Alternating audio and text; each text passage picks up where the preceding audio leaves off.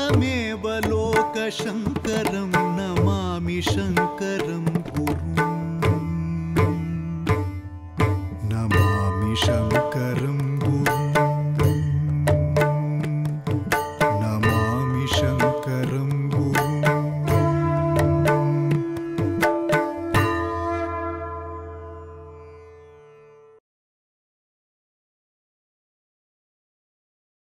जय जय चिन्मुद्रकरे जय जय शृङ्गाद्रिविहरणव्यग्रे जय जय पद्मजजाये जय जय जगदम्ब शारदे सदये। सदाशिवसमारम्भां शङ्कराचार्यमध्यमाम् अस्मदाचार्यपर्यन्तां वन्दे गुरुपरम्पराम्। ఉభయ జగద్గురువుల పాదపద్మములకు సభక్తి శ్రద్ధంగా సాష్టాంగ ప్రణామాలను సమర్పించుకుంటూ దక్షిణాంనాయ శృంగేరి శారదాపీఠం యొక్క 33వ జగద్గురువులైన జగద్గురు శ్రీ సచ్చిదానంద శివాభినవ నృసింహభారతి మహాస్వామి వారు విరచించిన కమలజ దైతాష్టకం యొక్క అర్థాలను మనం చెప్పుకుంటూ వస్తున్నాము. క్రితం సంచికలో 5వ శ్లోకం చెప్పుకున్నాము. ఈ భాగంలో మనము 6వ శ్లోకం యొక్క అర్థాన్ని తెలుసుకుందాము. మాతస్త్వత్పాదపద్మం న వివిధకుసుమైః పూజితం జాతు భక్త్యా గాతుం నైవాహమీశే జడమతిరలసస్త్వద్గుణాన్ దివ్యపద్యైః మూకే సేవావిహీనేప్యనుపమకరుణామర్భకేంబేవ కృత్వా విద్యాం శుద్ధాంచ బుద్ధిం కమలజదయితే సత్వరం దేహి మహ్యం అనేది శ్లోకం. దీంట్లో జగద్గురువులు ఏం చెప్తున్నారు అని చెప్పంటే, అమ్మవారితో వారు అంటున్నారు, మాతః ఓ తల్లి, త్వత్ పాదపద్మం నీ పాదపద్మము వివిధ కుసుమై న జాతు భక్త్యా పూజితం నేను నీ పాదపద్మాలను ఒక్కసారి కూడా భక్తితో వివిధ పుష్పాలతో పూజించలేదు. అదేవిధంగా గాతుం నైవాహం ఈశే త్వద్గుణాన్ గాతుం అహం నైవ ఈశే నీ గుణాలను నేనెప్పుడూ పాడలేదు, నీ సద్గుణాలను నీ దివ్యమైన గుణాలను నేను ఎప్పుడూ సంకీర్తించలేదు, నీ మాహాత్మ్యాన్ని నేను ఎప్పుడు కూడా సంకీర్తించలేదు. ఎందుకు అని చెప్పంటే, జడమతి నా బుద్ధి అత్యంత జడమైనది, పెద్దగా స్పందించదు. అదేవిధంగా అలసహ ఆలస్యము బద్ధకము ఇట్లాంటి లక్షణాలు కలిగిన వాడని నేను కాబట్టి అట్లాంటి నేను నీ పద్యాలను నీ గుణాలను రమణీయమైన పద్యాల ద్వారా నేను పాడజాలను. అయినప్పటికీ నువ్వు నన్ను రక్షించాలి. ఎందుకంటే దీనికి లోకంలో కూడా ఒక దృష్టాంతం ఉంది. అప్పుడే పుట్టిన ఒక పసిబిడ్డ ఉంటుంది, అప్పుడే ఒక పిల్లవాడు పుట్టాడు, ఒక వారం కూడా లేదు వాడి వయస్సు. వాడు మాట్లాడను లేడు, తల్లికి సేవలు చేయనూ లేదు. అయినప్పటికీ తల్లి అప్పుడే పుట్టిన ఆ శిశువును ఎంతో ప్రేమతో లాలించి వాడి యోగక్షేమాలను చూసుకొని వాడికి కంటికి రెప్పలాగా కాచుకొని ఉంటుంది. కాబట్టి అదేవిధంగా మూకే సేవావిహీనేపి అర్భకే, మూకుడు మాట్లాడకుండా సేవావిహీనే తల్లికి ఏమాత్రం సేవలు చేయకున్న అర్భకుడు ఒక చిన్న పిల్లవాడు ఒక శిశువు యందు ఎలాగైతే అంబ అనుపమ కరుణాం కరోతి, ఎలాగైతే తల్లి అట్లాంటి పిల్లవాడు యందు కూడా ఎంతో ప్రేమను కలిగి ఉంటుందో, అదేవిధంగా నువ్వు కూడా ఓ శారదాంబ, అదేవిధంగా నీవు కూడా నా యందు అపరిమితమైన కరుణను చూపించి నన్ను రక్షించి విద్యాం శుద్ధాంచ బుద్ధిం శుద్ధమైన విద్యను శుద్ధమైన బుద్ధిని అనుగ్రహించాలి అనేది స్థూలంగా ఈ శ్లోకం యొక్క తాత్పర్యము. అయితే దీంట్లో జగద్గురువులు ఒక మాట అన్నారు, జడమతి అలసహ అహం అని చెప్పి అన్నారు. జడమతి మరియు జడమతిని మరియు అలసుడిని కావడం వల్ల నీ గుణాలను నేను పాడలేను అని చెప్పి అన్నారు.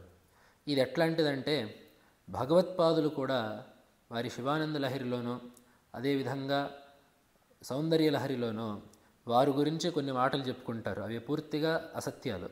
ఎలాగంటే, పురాణే మంత్రేవా స్తుతి నటన హాస్యేష్వచతురః అని చెప్పి వారొక దగ్గర అంటారు.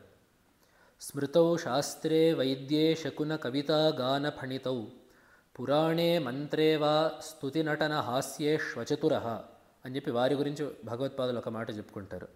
వారికి స్మృతుల యందు, శాస్త్రాల యందు, కవిత్వం యందు ఏమాత్రము నాకు చాతుర్యము లేదు అని చెప్పి భగవత్పాదులు అన్నారు. మనకి భగవత్పాదులతో కూడా పెద్ద పరిచయం ఉండక్కర్లేదు. భగవత్పాదులు ఎట్లాంటి గ్రంథాలు రాశారు, ఆ గ్రంథాల పట్టిక చూస్తే చాలు మనకి తెలుస్తుంది ఈ మాట అసలు పరిపూర్ణంగా అసత్యము అని చెప్పి. మరి భగవత్పాదులు ఎందుకు అసలు భగవత్పాదులకి శృతులు రావు, స్మృతులు రావు అని చెప్పంటే అంతకంటే హాస్యాస్పదమైన మాట ఇంకొకటి ఉండదు. మరి భగవత్పాదులు ఎందుకన్నారు అని చెప్పంటే మన వంటి సామాన్య భక్తుల్ని దృష్టిలో పెట్టుకొని వారు ఆ మాట అన్నారు.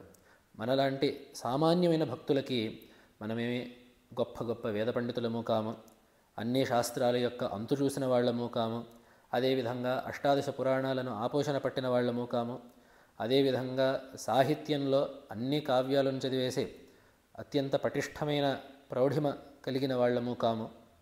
కాబట్టి అట్లాంటి సామాన్యమైన భక్తుడిని దృష్టిలో పెట్టుకొని భగవత్పాదులు ఈ మాట రాశారు. ఈ జగద్గురువులు కూడా 33వ జగద్గురువులు కూడా అదే పరంపరలో వచ్చిన వారు కాబట్టి, శంకరుల తర్వాత అభినవ శంకరులు కాబట్టి వారు కూడా అదే మార్గంలో వారు అత్యంత తీక్ష్ణమతులైనప్పటికీ, అత్యంత ధర్మపాలనలో అత్యంత జాగరూకులైనప్పటికీ సామాన్య భక్తుడిని దృష్టిలో పెట్టుకొని జడమతి అలసహ అని చెప్పి అన్నారు. మనందరికీ అట్లాంటి జడమతి ఉండకూడదు, ఆలస్యం ఉండకూడదు అని చెప్పి ఒక సూచన చేయడానికి కూడా జగద్గురువులు ఈ 2 పదాలు వేశారు అని చెప్పి భావించవచ్చు. దీంట్లో చెప్పబడింది ఏమిటి అని చెప్పంటే, తల్లి నేను నీ పాదాలను దివ్యమైన పుష్పాలతో, వివిధ పుష్పాలతో భక్తితో ఒక్కసారి కూడా అర్చించలేదు. అదేవిధంగా నేను నీ సంకీర్తనను చేయలేదు, అయినప్పటికీ నువ్వు కరుణించాలి అనే మాట ద్వారా వ్యంగ్య మర్యాదతో మనకొక మాట తెలుస్తోంది. అమ్మవారిని భక్తితో పూజించడము, అమ్మవారిని భక్తితో సంకీర్తించడము అమ్మవారి కరుణకు హేతువులు. నిజానికి అమ్మవారి కరుణకు హేతువులు లేవు. అందుకనే మనకి లలితా సహస్రం కూడా చెబుతోంది అవ్యాజ కరుణామూర్తి అని చెప్పి. అమ్మవారి కరుణకి ఒక వ్యాజం, ఒక కారణం అక్కర్లేదు. ఈ ఫలాని దాన్ని చూసుకొని నేను వీడిని కరుణిస్తాను, ఫలాని దాన్ని గమనించి నేను భక్తుడిని కరుణిస్తాను అనేది అమ్మవారి దగ్గర లేదు.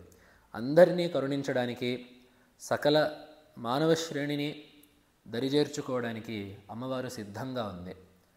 ఎందుకు అంటే పరమాత్మకి, అది అమ్మవారు కావచ్చు, విష్ణుమూర్తి కావచ్చు, పరమశివుడు కావచ్చు, గణపతి కావచ్చు, ఆ పరమాత్మ ఎవరి పట్ల వైషమ్యం ఉన్నవాడు కాదు. అందరినీ సమంగా అనుగ్రహించడానికి ఎల్లప్పుడూ సిద్ధంగా ఉన్నాడు పరమాత్మ. మరి అయితే ఈ పూజలు ఎందుకు, ఈ స్తోత్రాలు ఎందుకు అని చెప్పంటే భగవంతుడు గీతలో చెబుతాడు, సమోహం సర్వభూతేషు నమే ద్వేష్యోస్తి న ప్రియ ఏ భజంతి తు మాం భక్త్యా మయి తేషు చాప్యహం అని చెప్పి ఒక మాట అంటాడు భగవంతుడు. అంటే ఏమిటి? నేను సమోహం సర్వభూతేషు, నేను అన్ని భూతములయందు సమంగా ప్రవర్తిస్తాను, అన్ని భూతములయందు సమంగా ఉన్నాను, అందరూ జీవులయందు సమంగా ఉన్నాను నేను. నమే ద్వేష్యోస్తి న ప్రియ, కొంతమంది జీవుల పట్ల ద్వేషము, కొంతమంది జీవుల పట్ల రాగము అనేది నాకు లేనే లేవు అని చెప్పి అంటాడు భగవంతుడు. ఏ భజంతి తు మాం భక్త్యా మయి తేషు చాప్యహం, ఎవరైతే నన్ను ప్రీతితో భజిస్తారో నేను వారి పట్ల ఆ అనుగ్రహాన్ని ప్రకటిస్తాను అని చెప్పి. దీనికే చక్కగా భాష్యం రాస్తూ భగవత్పాదులు వ్రాశారు, యథా అగ్ని దూరస్థానాం శీతన్నాపనయతి సమీప ఉపసర్పతాంతు శీతమపనయతి అని చెప్పి ఒక మంచి చక్కని పంక్తి రాశారు. అగ్నికి అందరు మానవులు సమానమే, అన్ని ప్రాణులు సమానమే అగ్నికి. అయితే ఆ అగ్ని దరి చేరిన వారికి చలి తగ్గుతుంది, అగ్నికి దూరంలో కూర్చున్న వాడికి ఆ చలి తగ్గదు. ఆ చలి అట్లానే వాడిని వేధిస్తూనే ఉంటుంది. అదేవిధంగా ఆ అగ్నిలాగానే పరమాత్మ ఎప్పటికప్పుడు దరిచేరిన వారిని, తనని ఆశ్రయించిన వారిని అనుగ్రహించడానికి సిద్ధంగా ఉంటాడు. వారు దగ్గరికి వస్తే ఆ అనుగ్రహం దొరుకుతుంది, వారు దగ్గరికి రాకపోతే ఆ అనుగ్రహం దొరకదు. కాబట్టి అట్లాంటి కరుణ కలిగిన వాడు భగవంతుడు. అంతేగాని ఆ భక్తుడు ఆశ్రయించాలే కానీ అంతకంటే వేరే హేతువు భగవంతుడు అనుగ్రహించడానికి అక్కర్లేదు. అయితే ఆ భగవంతుడు అనుగ్రహించడానికి మనం ఏం చేయాలి, ఆ దరి చేరడం అంటే ఏమిటి అనేది జగద్గురువులు ఈ శ్లోకంలో మొదటి 2 పాదాల్లో చెప్పారు. నేను నీ పాదాలను పూజించలేదు, నేను నీ గుణాలను సంకీర్తించలేదు, అయినప్పటికీ కరుణించు అనే మాట చేత వ్యంగ్య మర్యాదతో మనకేం తెలుస్తుంది అని చెప్పంటే అమ్మవారి పాదాలను పూజించడము, అమ్మవారిని సంకీర్తించడము అమ్మవారి కరుణకు హేతువు. అట్లా చేయనప్పటికీ కూడా అమ్మవారు కరుణించాలి అనేది ఈ శ్లోకంలో చెబుతున్నారు. కానీ అలా చెప్పడంలోనే ఆ పూజించడము, అమ్మవారిని స్తుతించడము రెండూ కూడా దేవి యొక్క, శారదాంబ యొక్క విశేషమైన అనుగ్రహానికి కారణభూతములు అనే విషయం మనకి స్పష్టంగా తెలుస్తుంది.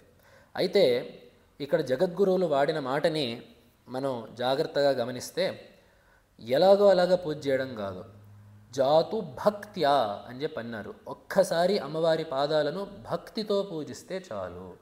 ఆ భక్తితో పూజిస్తే అది సార్థకమైన పూజ అవుతుంది. మనం చాలామంది చాలా విధాలుగా పూజ చేస్తాము. మనం చాలామందిని లోకంలో కూడా చూస్తుంటాము. పెద్ద పెద్ద ఏర్పాట్లు చేస్తారు, ఎన్నో ద్రవ్యాలను తీసుకొస్తారు, ఎంతో ధనాన్ని వ్యయం చేస్తారు.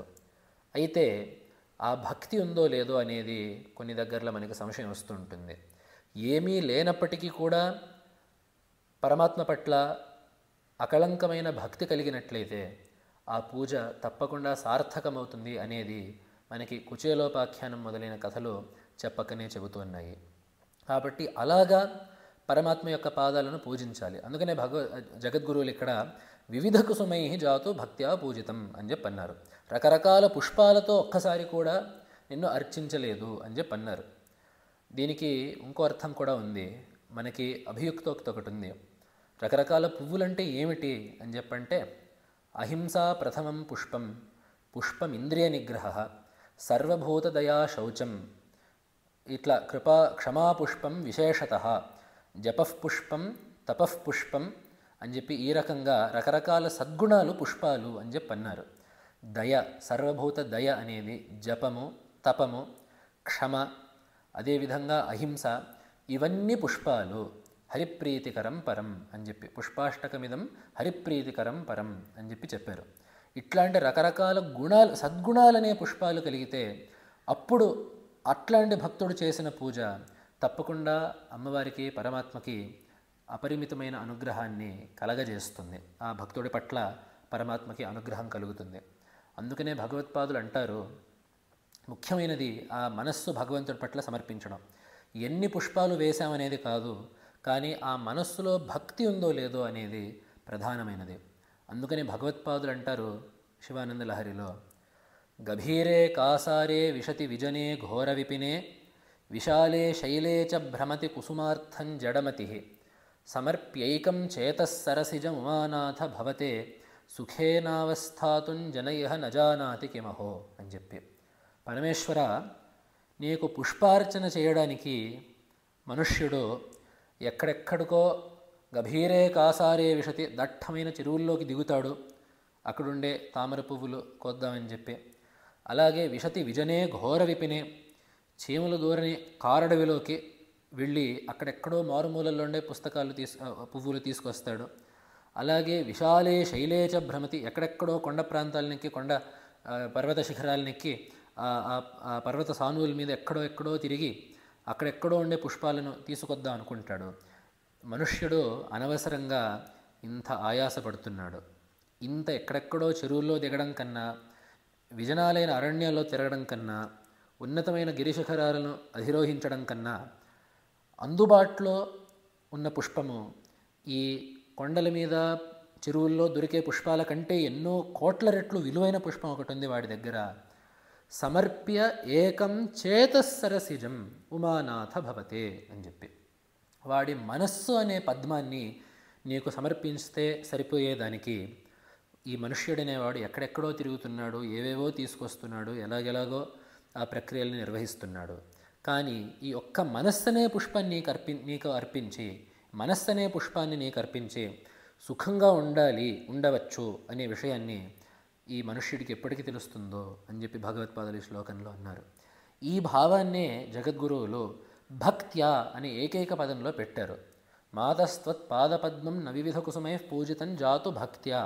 అట్లా అమ్మవారిని పరిపూర్ణంగా మనస్సులో పెట్టుకొని, ఆ మనస్సుని అమ్మవారికి పరిపూర్ణంగా అర్పించి, ఆ మనస్సులో మనం అనుకున్నట్లుగా ఆ దయ, అహింస మొదలైన సద్గుణాలని నింపుకొని మనస్సులో ఒక్కసారి కూడా అమ్మవారి యొక్క పూజను చేయలేదు.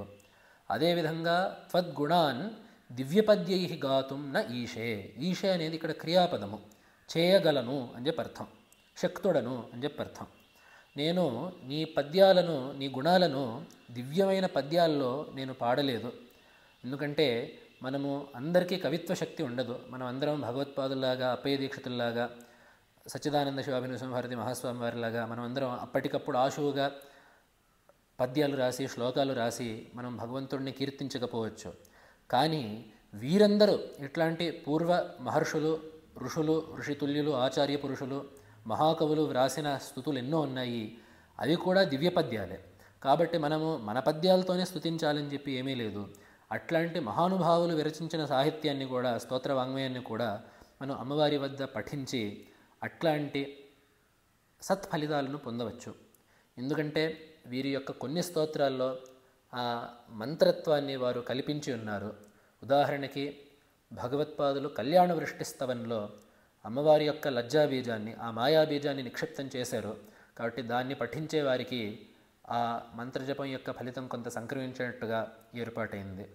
అదేవిధంగా శివపంచాక్షర నక్షత్రమాలా స్తోత్రంలో 108 సార్లు 27 శ్లోకాలు, ఒక్కొక్క శ్లోకానికి 4 పాదాలు, ప్రతి శ్లోకం చివర నమశివాయ, శ్రీమదాత్మనే గుణైక సింధవే నమశివాయ, ధామలేశధూతకోక బంధవే నమశివాయ అని ఈ విధంగా ప్రతి పాదం చివరిలో నమశివాయ అనే పంచాక్షరిని నిక్షేపించి ఆ స్తోత్రం చదివిన వారికి 108 సార్లు ఆ శివపంచాక్షరి మంత్రాన్ని జపింపజేసే ఏర్పాటు భగవత్పాదులు ఆ స్తోత్రంలో చేశారు. ఈ రకంగా అట్లాంటి మహాపురుషులు రాసిన స్తోత్రాలు మంత్రాత్మకములైన స్తోత్రాలు కాబట్టి వాటిని పఠించడం వల్ల ఒక విశేషమైన సత్ఫలితం కలుగుతుంది. అదేవిధంగా అట్లాంటి సత్కవిత్వాన్ని చదివినప్పుడు, అట్లాంటి చక్కని స్తోత్రాలను చదివినప్పుడు మన యొక్క మనస్సు పరిపూర్ణంగా అమ్మవారి మీద లగ్నం అవుతుంది. అందుకని ఇక్కడ జగద్గురువులు దివ్య పద్యై అని చెప్పి అన్నారు. ఎంతో చక్కని అందమైన, దివ్యం అంటే ప్రకాశించే పద్యాలు అని చెప్పి అర్థం. ఏవో చెప్పని శ్లోకాలు, ఏవో కొంచెం అట్లాంటి శ్లోకాలు కాకుండా మంచి రసవత్తరమైన శ్లోకాలు, సౌందర్యలహరి, ఆనందలహరి, కనకధార, ఇట్లాంటి అందమైన శ్లోకాలు మనకెన్నో ఉన్నాయి. ఒక్కొక్క శ్లోకాన్ని భావించుకుంటే మన మనస్సు అక్కడ తప్పక లగ్నం అవుతుంది. కాబట్టి అట్లాంటి శ్లోకాల్ని మనం చెప్పుకుండేటప్పుడు, మనం అమ్మవారిని కీర్తించాలంటే మనము తప్పకుండా వాటి యొక్క అర్థాన్ని కూడా తెలుసుకోవాలి. వాటిని పఠించడం వల్ల ఒక మంత్రాత్మకమైన శక్తి కలుగుతుంది నిజమే.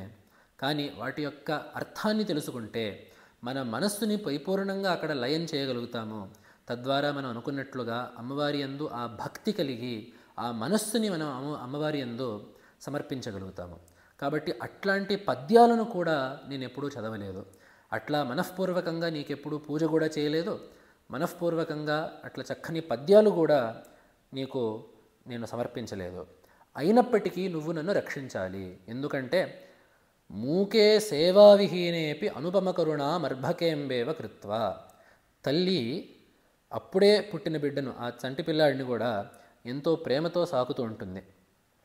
ఎందుకు ఆ తల్లి ఆ పిల్లవాడిని ఎందుకు రక్షిస్తోంది? ఆ పిల్లవాడిని అంత ప్రేమగా వాడి యొక్క ప్రతి అవసరాన్ని చూసుకుండే బాధ్యత తల్లికి ఎందుకుంది? ఎందుకంటే ఆ పిల్లవాడు మూకుడు, అప్పుడే పుట్టిన పిల్లవాడు తల్లితో ఏం మాట్లాడు, నువ్వు నాకెంతో సేవ చేస్తున్నావమ్మా, నాకెంతో ఉపకారం చేస్తున్నావు, చాలా ధన్యవాదాలు అని చెప్పి వాడు అనలేడు. అసలు తల్లి వాడికి సేవ చేస్తోందని చెప్పి కూడా వాడికి తెలియదు. అదేవిధంగా సేవావిహీనే, పోని వాడు మాట్లాడకపోతే మాట్లాడలేదు, తల్లికి ఏమైనా విశేషంగా సేవలేమైనా చేస్తున్నాడంటే వాడి వల్ల తల్లికి జరిగే ఉపకారం కూడా ఏమీ లేదు. వాడి వల్ల తల్లికి మేలు ఏమీ జరగట్లేదు. వాడున్నాడు, వాడిని చూసుకోవాలి, కానీ వాడి వల్ల తల్లికి జరిగే ఉపకారం అంటూ ఏమీ లేదు. కాబట్టి ఇది తల్లికి చంటి బిడ్డకు ఉండే అనుబంధం. అయినప్పటికీ తల్లి ఆ పిల్లవాడిని ఎంతో ప్రేమతో చూసుకుంటోంది, ఎంతో దయతో చూసుకుంటోంది. కాబట్టి ఓ శారదాంబ, నువ్వు జగత్తుకే జననివి కాబట్టి, జగజ్జననివి కాబట్టి, లోకమాతవు కాబట్టి మేమందరము నీ బిడ్డల్లాంటి వాళ్ళము, నీ బిడ్డలమే. కాబట్టి మేము నిన్ను స్తుతించకపోయినా, మేము నీకు పూజలు చేయకపోయినా కూడా మమ్మల్ని అందరినీ కాపాడాల్సిన బాధ్యత నీ మీద ఉంది తల్లి అని ఎంతో భక్తితో జగద్గురువులు ఈ శ్లోకంలో మనందరి తరఫున నమస్కరించారు. కాబట్టి ఈ విధంగా మనం అమ్మవారిని అత్యంత వినయముతో వేడుకోవాలి. అమ్మ, నా యథాశక్తి ఇంతేను, నేను ఇంతకంటే నేను నీకు ఏమీ సమర్పించలేను, నా యథాశక్తి చేస్తున్నాను, అయినప్పటికీ దీంతోనే నువ్వు సంతోషించి నువ్వు నాకు నా యోగక్షేమాల్ని చూసుకొని నీ అనుగ్రహాన్ని నాకు కలిగించు అని చెప్పి ప్రార్థించుకోవడము భక్తులందరి బాధ్యత. మన యథాశక్తే భగవంతుడికి సరిపోతుంది. అందుకనే మళ్ళీ గీతలో అంటాడు భగవంతుడు, పత్రం పుష్పం ఫలం తోయం యోమే భక్త్యా ప్రయచ్చతి తదహం భక్త్యుపహృతం అశ్నామి ప్రయతాత్మనః అని చెప్పి. ఒక పత్రమైనా సరే, ఒక ఆకు అయినా సరే, ఒక పుష్పమైనా సరే, ఒక్క పండైనా సరే, ఒక గుక్కెడు నీళ్ళైనా సరే, భక్తుడనేవాడు యథాశక్తిగా భక్తితో అర్పిస్తే నేను దాన్ని తప్పక స్వీకరించి వాడికి సకల శ్రేయస్సులను అనుగ్రహిస్తాను అనేది పరమాత్మ మనందరికీ ఇచ్చిన హామీ. కాబట్టి ఈ పద్యంలో చెప్పినట్టుగా అమ్మవారిని వీలైనంత వరకు పూజించాలి, వీలైనంత వరకు స్తుతించాలి. అయితే అమ్మవారిని పరిపూర్ణంగా సేవించడం మన వల్ల కాదు, అమ్మవారిని పరిపూర్ణంగా స్తుతించడం కూడా మన వల్ల కాదు. అయినప్పటికీ యథాశక్తిగా చేస్తే అమ్మవారు మనల్ని అనుగ్రహించి ఎలాగైతే తల్లి బిడ్డ యొక్క సకల యోగక్షేమాలను చూసుకుంటుందో అమ్మవారు కూడా మనల్ని తప్పకుండా అనుగ్రహించి మన యోగక్షేమాలను వహిస్తుంది అనే విషయాన్ని జగద్గురువుల వారు ఈ శ్లోకంలో చెప్పారు. కాబట్టి మనం ఆ విధంగానే అమ్మవారు మనకి తల్లి, మనం ఆమె యొక్క బిడ్డలము, ఆమెని సేవించుకోవడం మన భాగ్యము, మనల్ని రక్షించుకోవడము అమ్మవారు సంతోషంగా చేసే పని అని విశ్వసించి మనము శారదాంబకు నమస్కరించుకుందాము. ఇక ఈ చివరి 2 శ్లోకాలు, స్తోత్రంలో ఉండే చివరి 2 శ్లోకాలు జగద్గురువులు అత్యంత గంభీరంగా ఎన్నో వేదాంత విషయాలను వాటిల్లో పొందుపరిచి విరచించారు. వాటి యొక్క వివరాలను, విశేషాలను మనం వచ్చే సంచికల్లో తెలుసుకుందాము. నమః శంకరాయ. నమామి శంకరం